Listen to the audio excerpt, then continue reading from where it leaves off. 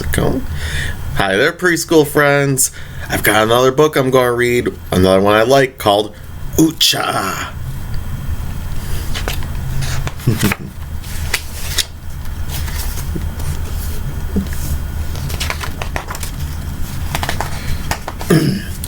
There once was a fearless young girl named Emily.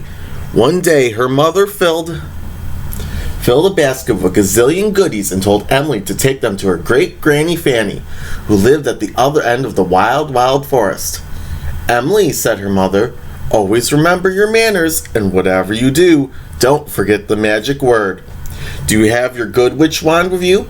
Of course, said Emily, skipping off into the wild, wild forest. Don't worry, mother, it will be a piece of cake.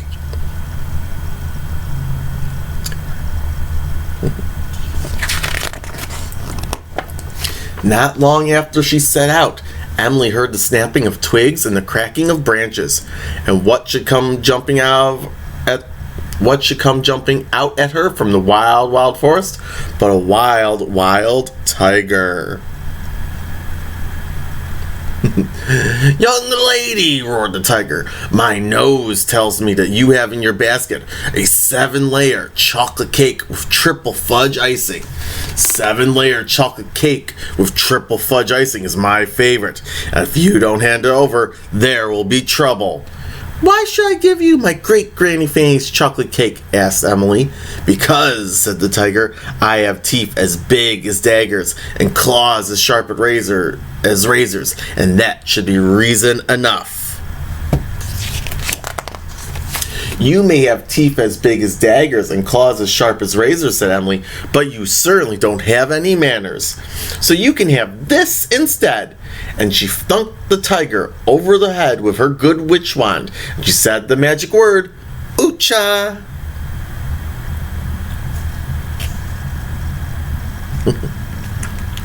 Instantly, the tiger vanished, and in her place stood a beautiful tiger lily.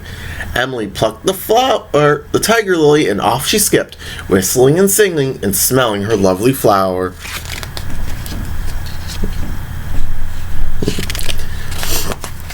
Soon, Emily once again heard the snapping of twigs and the cracking of branches, and what should come jumping out at her from the wild, wild forest but a wild, wild dragon. Young lady, bellowed the dragon, my nose tells me that you have coconut-covered cherry rum balls in your basket. Coconut-covered cherry rum balls are my favorite. Hand them over or there will be trouble. Why should I give you great Granny Fanny's cherry rum balls? Asked Emily. Because, said the dragon, I can breathe fire and you cannot, and that should be reason enough. I may not be able to breathe fire, said Emily, but at least I have good manners, and I also have this. And she thunked the dragon in the belly with her good witch wand, and she said the magic word, Oocha. Instantly the dragon disappeared, and in his place stood an elegant snapdragon. Emily plucked the snapdragon, and off she skipped, whistling and singing and smelling her lovely flowers.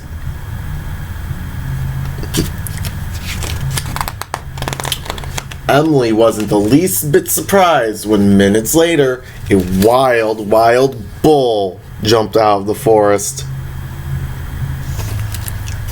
And asked if he might have a piece of her angel food cake with Devil's Delight frosting. Emily was thrilled. Finally, she said, a beast with some manners. And she gave the bull a piece of cake. He didn't say thank you, however, so Emily turned him into a bulrush and added it to her bouquet. And so it went all afternoon, with Emily thunking ill-mannered beasts left and right. Among others, she added to a bouquet a dandelion. The lion had been far too greedy for his own good. A hollyhock. The hawk had never even heard of the word please. And a cowslip. The cow ate noisily with her mouth open. By the time a mere unsuspecting frog crossed her path, Emily had had enough. Croak, said the frog. Emily was about to turn him into a crocus, but then she had a better idea. "Oh, what the hey," she said, and she picked him up and kissed him. Kerblam!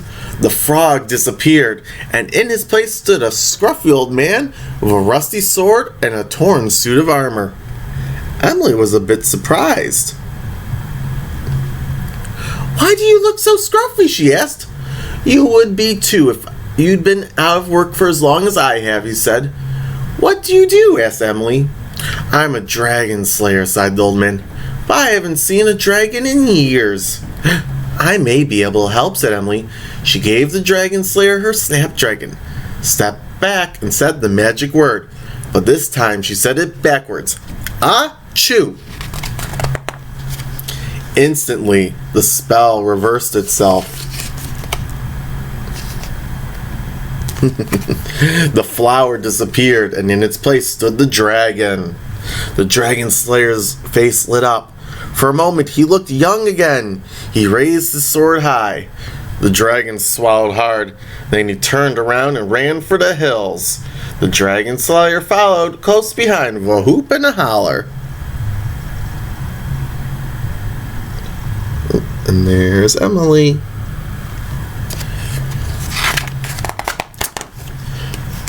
Emily skipped on merrily, and soon Great Granny Fanny's cottage came into sight. Just before going through the gate, Emily opened the goodie basket and slipped 2 pieces of 7-layer chocolate cake with triple fudge icing, 2 coconut-covered cherry rum balls, and 2 slices of angel food cake with Devil's Delight frosting into the pockets of her apron. Then she took the cowslip from her bouquet, tucked it into her hair, and rang the doorbell.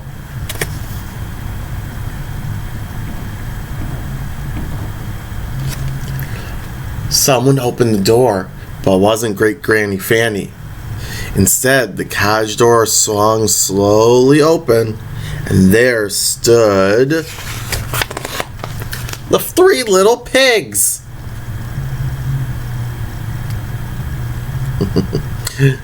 The pigs began squealing, snorting, and falling all over each other in their excitement.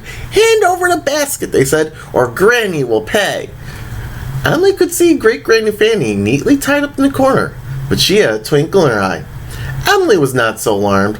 She handed the 3 greedy animals the basket, and they attacked it immediately, making absolute pigs of themselves.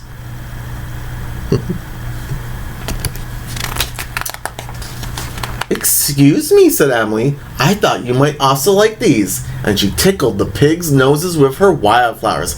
"Achoo! Achoo!" they squealed. "Achoo! Achoo!" Suddenly, it became very crowded in Granny Fanny's little cottage.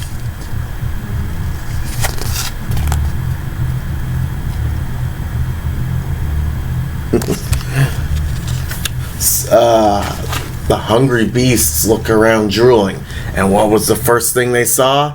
3 chocolate-covered pigs. Now, if there's one thing a beast loves more than goodies, it's a pig covered in goodies. Supper and dessert all in one. The 3 little pigs swallowed hard, turned around, and ran out the door as fast as their legs would carry them. The beasts followed close behind, nipping at their curly little tails.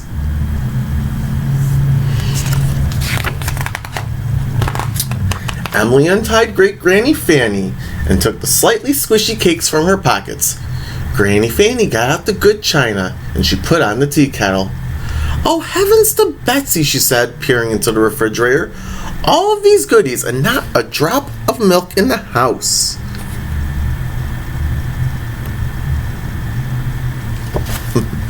Emily took the cowslip from her hair and waved it in front of Granny. "Oh, Emily," said Granny, "you think of everything." Then they sat down and ate the goodies with their very best table manners. Emily even offered her coconut-covered cherry rum ball to the cow. This time the cow had the good sense to eat with her mouth closed.